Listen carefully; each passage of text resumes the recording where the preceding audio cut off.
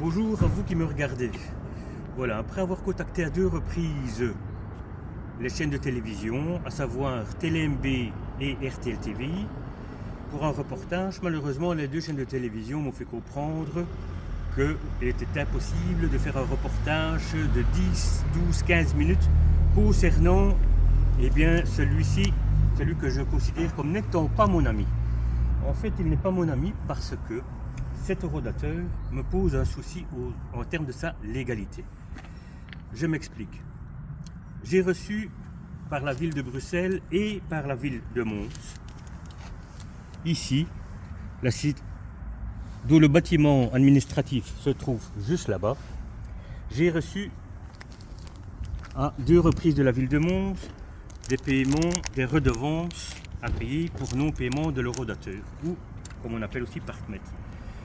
Paiement que je ne souhaite absolument pas payer pour la bonne et simple raison que lorsque je viens auprès du parc-mètre, je ne vois pas à quel endroit je peux payer avec de la monnaie sonnante et trébuchante.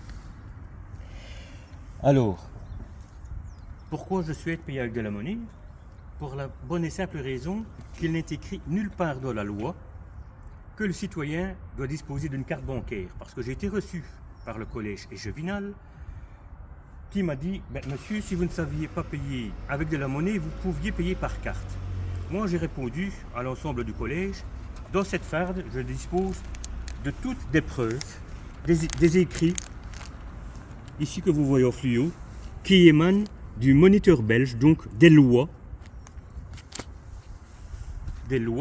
belges, mais aussi européennes, et je donc demandé au collège Échevinal de pouvoir faire comme moi et me montrer où il était écrit dans la loi que le citoyen doit disposer d'une carte de banque. Parce que imposer le paiement par carte bancaire, pour moi, là où les villes créent une discrimination auprès de la population entre celles et ceux qui ont accès aux services bancaires et ceux qui n'y ont pas accès.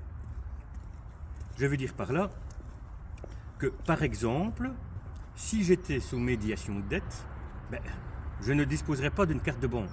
Et ce n'est pas parce que je n'ai pas de carte de banque que je ne pourrais pas avoir à prêter un véhicule pour aller faire mes courses. À ce moment-là, comment je paye en n'ayant pas de carte de banque? Alors, un des échevins m'a dit, mais monsieur, si vous n'aviez pas de carte de banque, vous pouviez payer par application bancaire. Une application bancaire implique, c'est le smartphone de ma femme, d'avoir soit un iPhone ou mon propre smartphone que je ne saurais vous montrer, puisque c'est ma femme qui l'a en main pour faire cette vidéo. Eh bien, c'est pareil qu'une carte de banque. S'il n'est écrit nulle part dans la loi qu'on doit disposer d'un code bancaire et d'une carte, pareil, il n'est écrit nulle part que le citoyen doit disposer d'un smartphone à 500 €, 800 €, voire plus.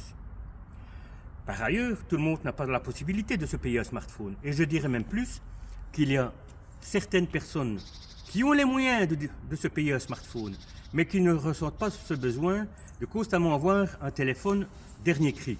Alors moi, je me demande aussi, comment font les personnes qui disposent d'un tout petit GSM comme ceci. Les personnes que je dirais un peu aux difficultés financières, qui ne disposent que d'un petit GSM, qui ne sert que à téléphoner ou envoyer des SMS. C'est ce que j'ai expliqué au collège, et là, un échevin a bondi de sa chaise et m'a dit « À quoi sert-il votre petit téléphone? À téléphoner ou à faire quoi? Ou à envoyer des SMS ?» Et c'est alors que cet échevin m'a dit « On est bien d'accord », en sous-entendant que je pouvais payer mon emplacement de parking par SMS. Alors, ça c'est bien quelque chose que j'ai des difficultés à entendre. Parce que payer par SMS, comme l'indique ici, gratuitement, alors que, qu'est-ce que l'on voit? L'envoi du SMS coûte 15 cents. Alors, comme j'ai expliqué à l'échevin, moi je dispose de nombreuses preuves de ce que je dis.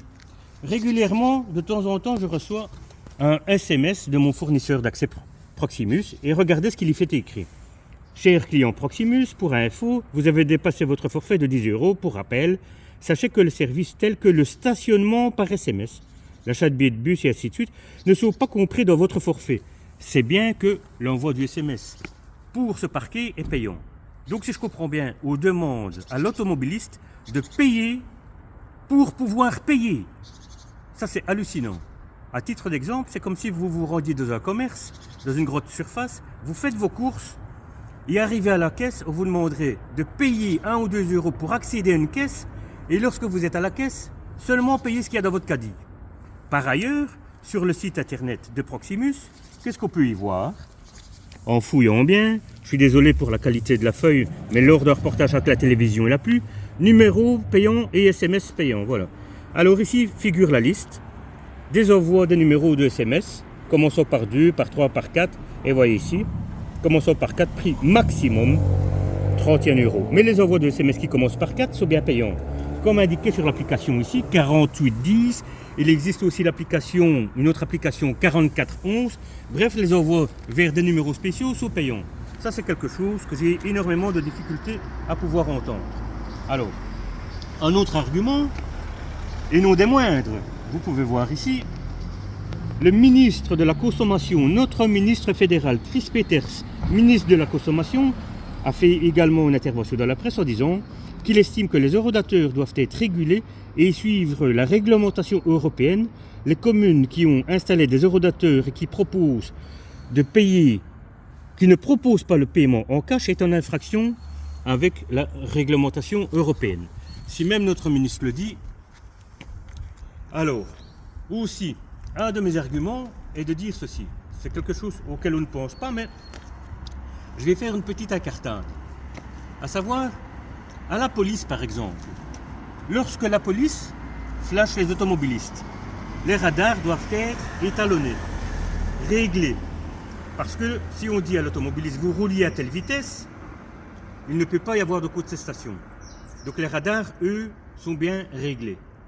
Lorsque vous vous rendez dans une station essence, vous pourrez remarquer, personne n'y prête attention, mais dans les stations à essence, il y a un autocollant comme ceci, quelle que soit la marque de la station essence, sous la surveillance du service métrologie. En fait, c'est le ministère des Affaires économiques qui régulièrement envoie des agents contrôler les pompes essence parce que lorsque vous mettez 20 litres dans votre réservoir, vous n'avez pas la possibilité d'aller voir si vous ne vous êtes pas fait arnaquer de quelques litres. À la police, on mesure la vitesse. Les pompes essence mesurent le débit. À la police également, par exemple, lorsqu'on fait souffler pour les tests d'alcoolémie, les kilomètres est aussi réglé, étalonné, afin de déterminer le taux exact d'alcoolémie dans le sang. Et un eurodateur, ça mesure quoi?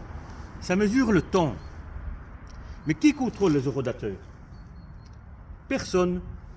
Alors que moi, en fouillant au sein du moniteur, je rappelle que nul n'est censé ignorer la loi, et la loi est accessible à tout le monde pour peu qu'on prenne la peine de chercher sur Internet. Et en fouillant, en regardant, en cherchant dans le moniteur, j'ai trouvé ceci.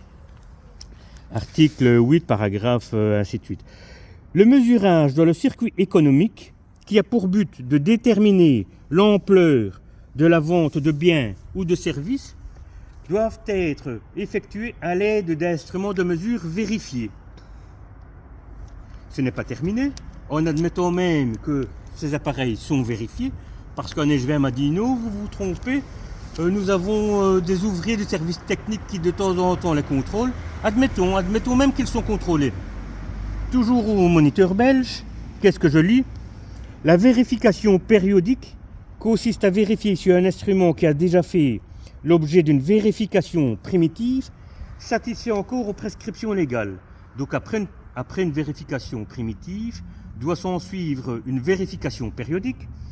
Et si l'appareil satisfait à la réglementation, dans l'affirmatif, un ou plusieurs marques de vérification doivent être apposées sur l'appareil. Un peu comme l'autocollant que je vous ai montré.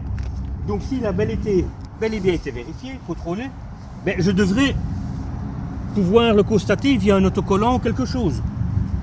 Mais l'eurodateur, celui-ci, ou quel qu'il soit, je n'ai jamais vu la moindre marque attestant à l'automobiliste, au citoyen, que celui-ci a été contrôlé, vérifié.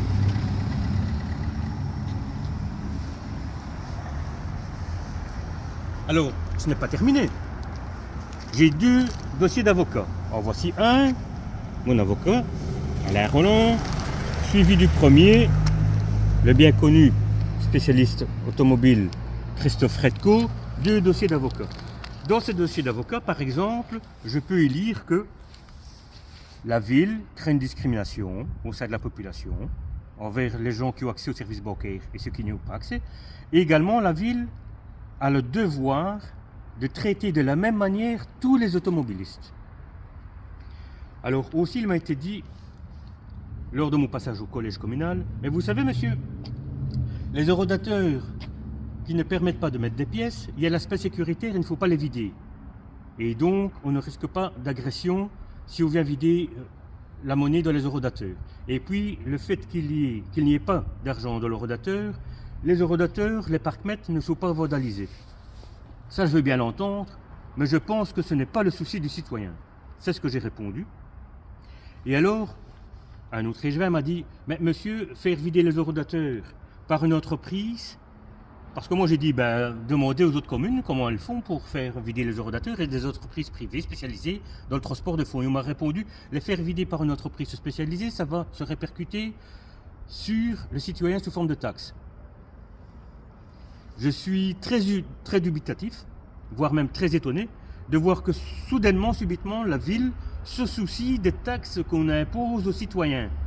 Parce que, pour autant que je me souvienne, je ne pense pas que la ville ait fait le moindre référendum lorsque celle-ci a décidé de placer une fontaine à 600 000 € sur la Grand Place, fontaine qui est plus souvent hors d'usage que fonctionnelle. Alors je sais bien, on va dire oui, mais la fontaine à 600 000, ça n'a pas coûté 600 000 € à la ville, puisque 40% sont des subsides de la FEDER, du fonds d'investissement, du fonds européen d'investissement régional et 50% de la région wallonne. Reste 10% à charge de la ville, ça fait quand même 60 000 €. Et je vous ferai part de la fameuse saga de la gare de Mons avec les dizaines de millions d'euros que ça coûte pour l'aménagement pour tout. Mais subitement, on me sort l'aspect financier qui sera répercuté sur les citoyens. J'ai l'envie de dire qu'on se soucie de l'aspect financier quand ça arrange d'invoquer cet aspect. Voilà. Alors aussi, autre chose, un dernier argument et non des moindres, même si je sais que ça fait rire beaucoup, il m'est arrivé une fois de décider de payer par carte pour voir qu'est-ce qui allait se passer. Eh bien voici, voilà. J'ai une fois payé par carte pour voir qu'est-ce qui allait se passer sur mon compte bancaire. Eh bien sur mon compte, j'ai vu apparaître paiement par carte avec le début du numéro de ma carte, date valeur, un tel. Et puis, en appuyant sur plus d'informations, une autre page s'ouvre et là je vois paiement par carte, parking, tel endroit, telle date, telle heure. Eh bien ça pour moi, j'estime que c'est une atteinte à ma vie privée.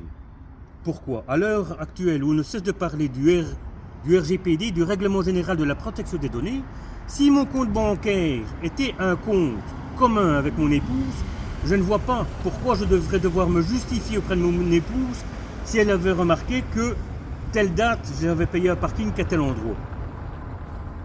Alors que je ne devrais pas devoir me justifier si l'horodateur me permettait de pouvoir payer avec des pièces. Un texte de loi qui émane de la Cour européenne de justice dit clairement ceci: aucun pays membre de l'Union, tous les pays qui forment l'Union européenne, la Belgique, la France, l'Allemagne, le Luxembourg, ainsi de suite, ne peut imposer un autre moyen de paiement que celui qui a cours légal au sein de l'Union. Qu'est-ce qui a cours légal au sein de l'Union?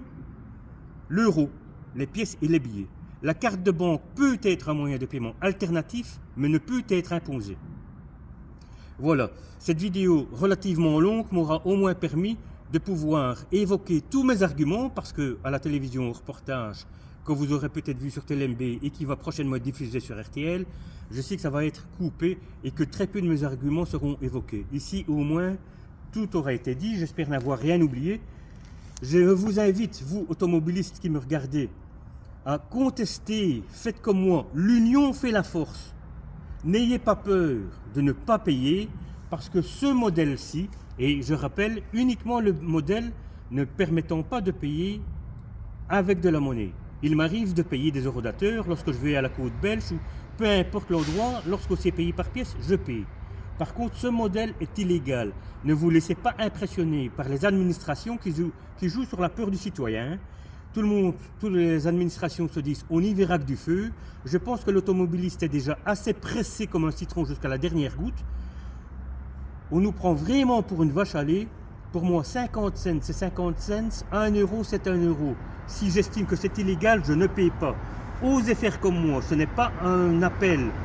Je ne lance pas un appel à l'incivilité, à la désobéissance civique. Je lance simplement l'appel à vous dire ne vous laissez pas faire, ne vous laissez pas impressionner. Je vous remercie. Invoquez les mêmes arguments que moi. Répondez au courrier recommandé que vous aurez. Suivez la procédure, mais ne payez pas. Merci de m'avoir écouté.